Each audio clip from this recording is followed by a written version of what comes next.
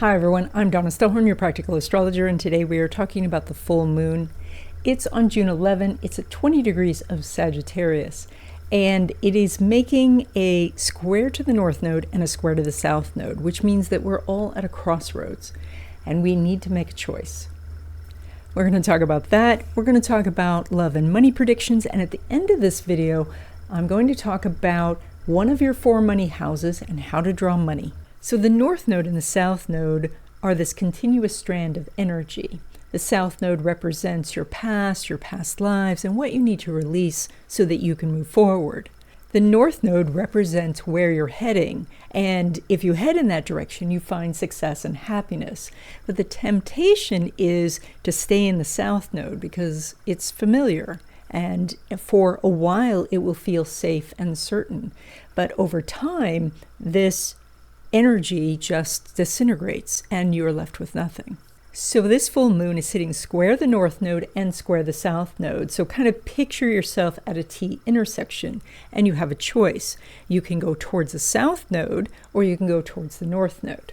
Now the south node is in Virgo, so that means that it represents the patterns that you know, the routines you know, the schedule that you know.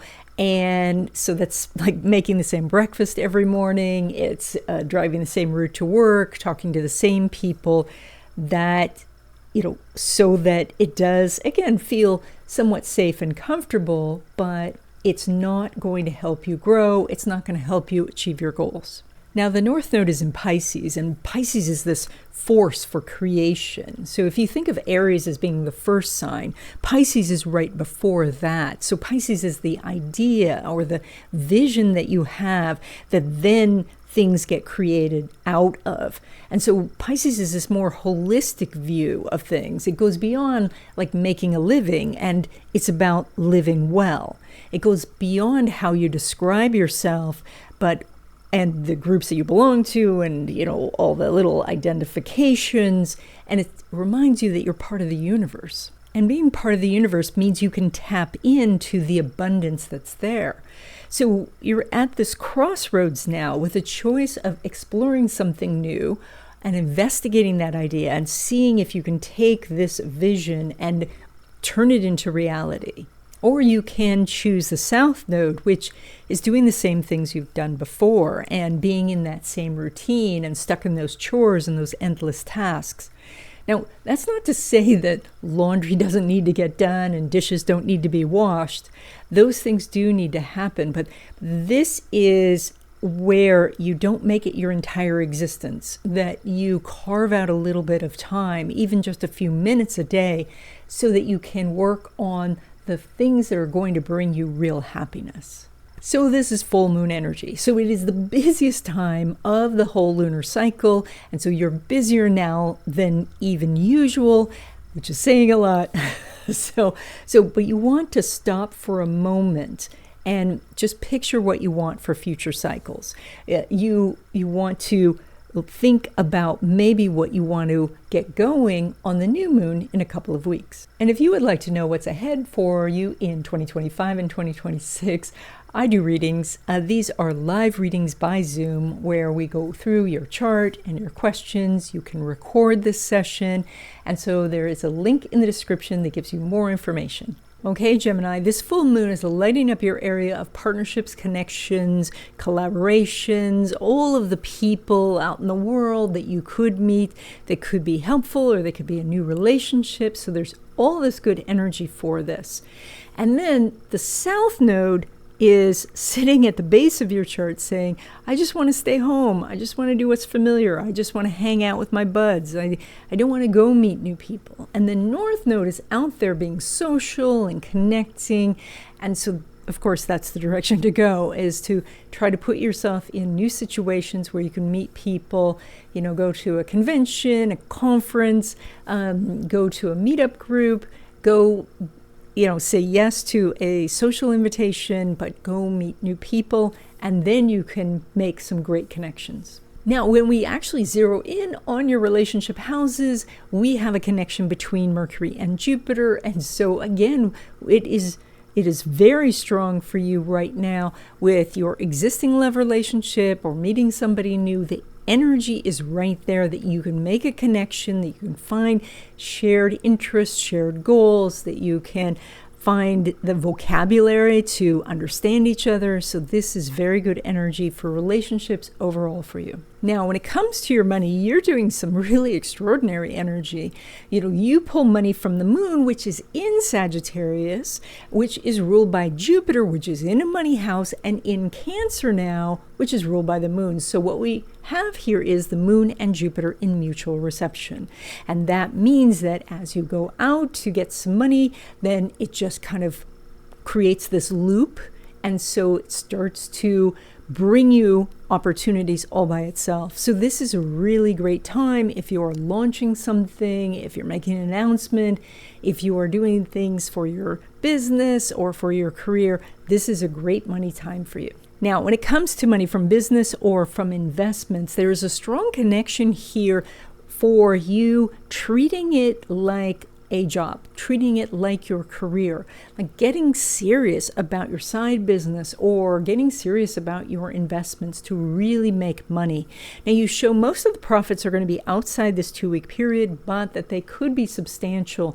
So this is a time where if you've been kind of, dilly-dallying about your business website or looking at your investments, this is a time to get serious about it so that you can get ready for when the flow really happens. And then when it comes to money derived from career, so that would be a paycheck, the moon's making a trine to Mars, so you have really strong energy for getting something done there as well. Now, the interesting thing about a trine is you have to take some sort of action.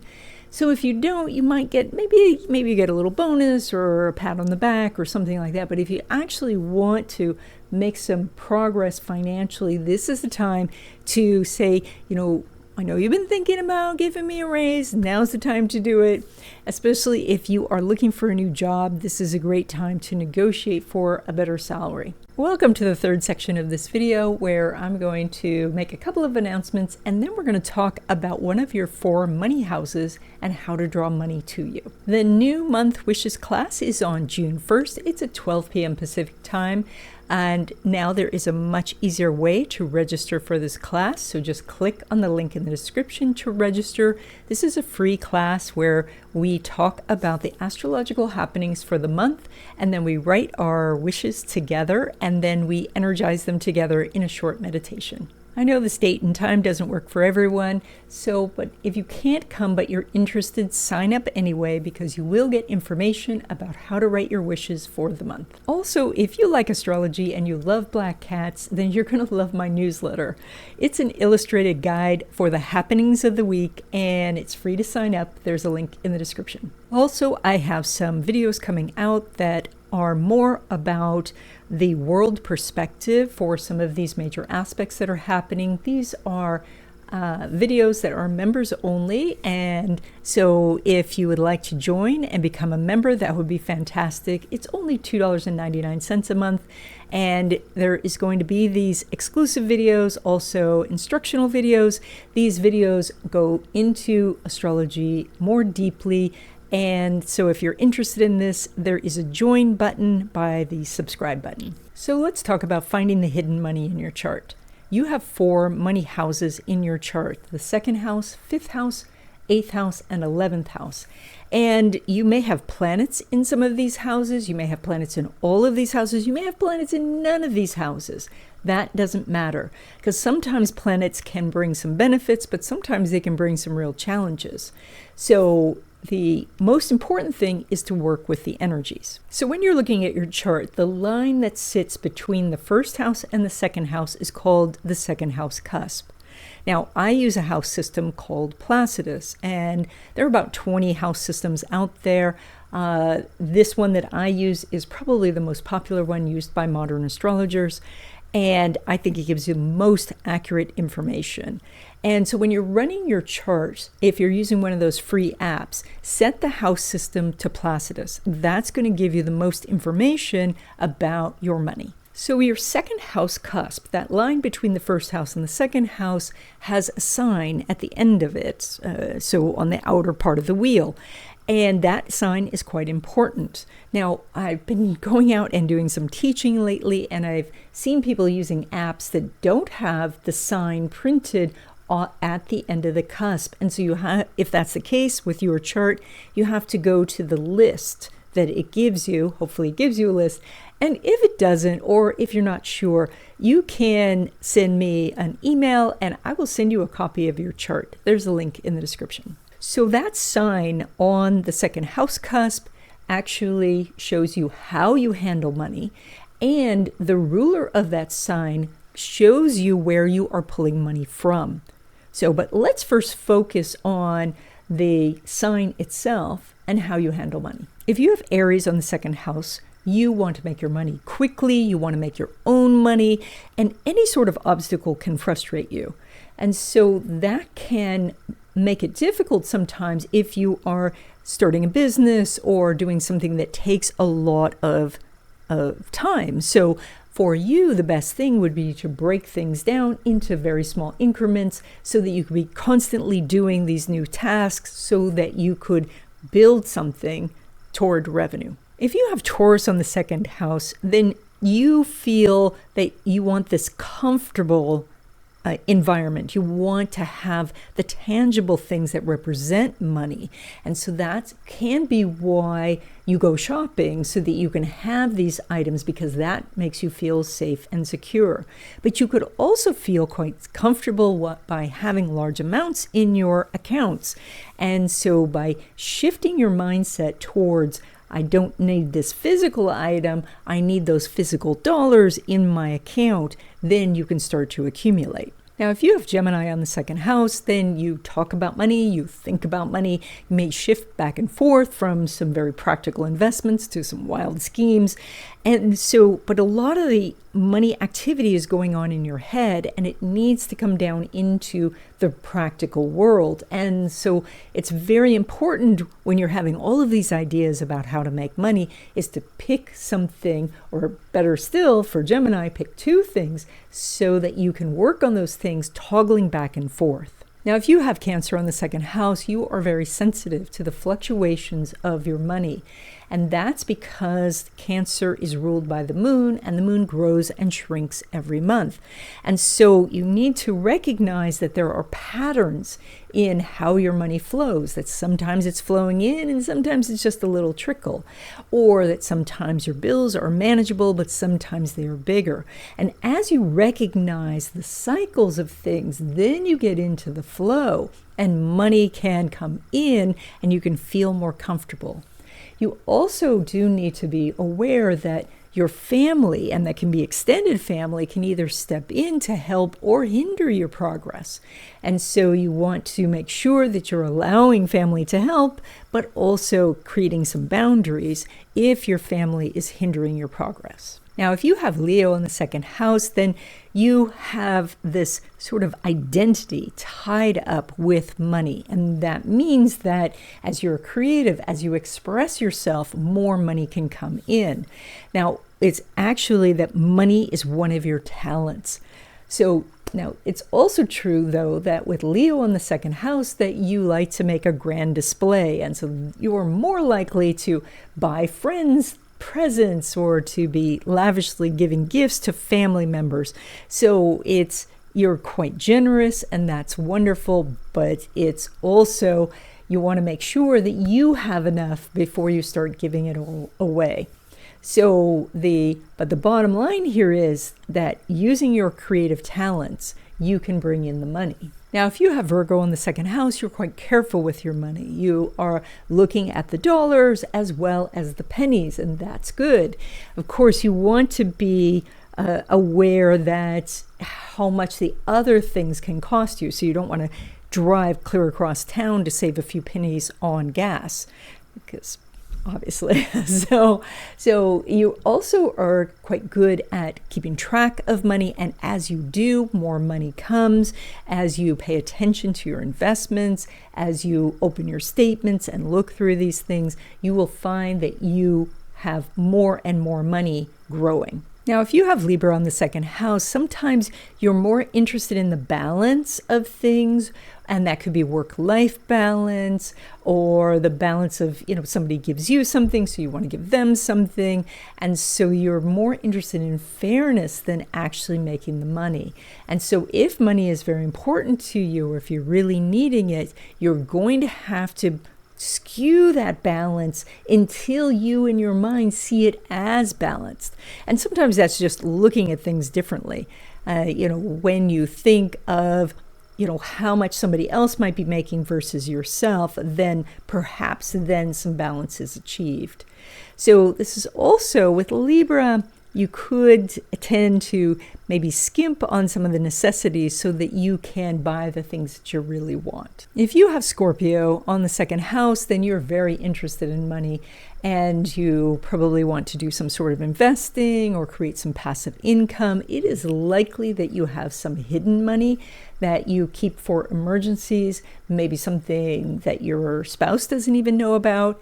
And you also have the hopes that you can make a lump sum of money or have a big win. If you have Sagittarius there, you can be a little cavalier about your money and money management. It's the Sagittarius gives you some luck, but because you have luck, it sometimes doesn't give you the push to go make more.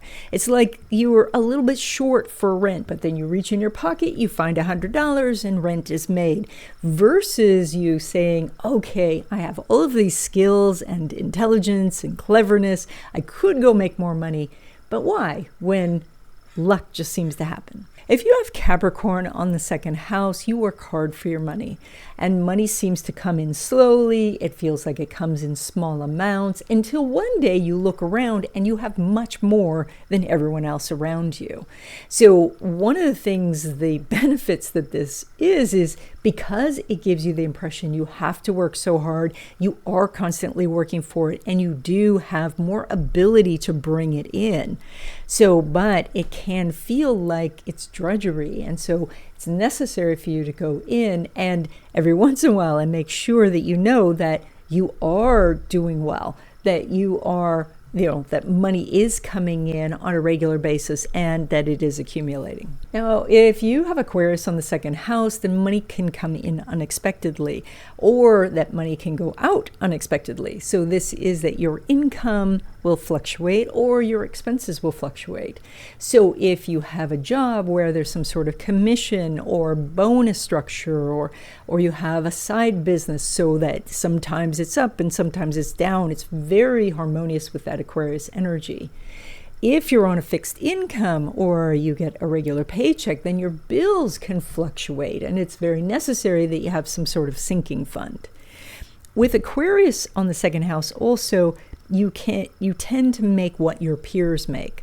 And so if you want to make more money, you find richer friends. So if you have Pisces in the second house, then you have one of two directions you're going to go. You either are hyper-focused on money or you ignore money. And so this is that, and so money can flow in and it flows out, and money can slip through your fingers.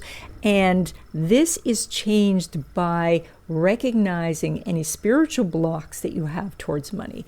If you're angry with money, if you feel frustrated, if you can shift that to become in harmony with the energy of money, then money can flow in. And that's done through spiritual means, things like prayer, meditation, journaling, affirmations. And that's something we'll talk about in future videos. Now, there is much more to know about your money houses. And if you would like all of this information, I have a video course called Finding the Hidden Money in Your Chart. There is a link in the description. And that's it. I hope you enjoyed this video. If you haven't already, please subscribe, join if you want to become a member, sign up for the newsletter, and I will see you in the next video.